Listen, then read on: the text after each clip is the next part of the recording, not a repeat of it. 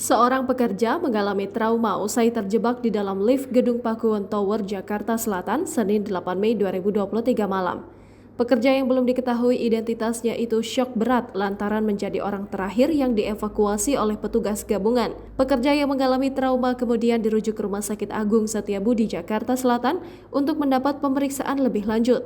Adapun lift di Gedung Pakuwon Tower mengalami kendala teknis sekitar pukul 19.15 waktu Indonesia Barat. Dari 18 lift yang beroperasi, ada 3 lift yang mengalami gangguan selama sekitar 2,5 jam, yakni lift H6, H8, dan H9.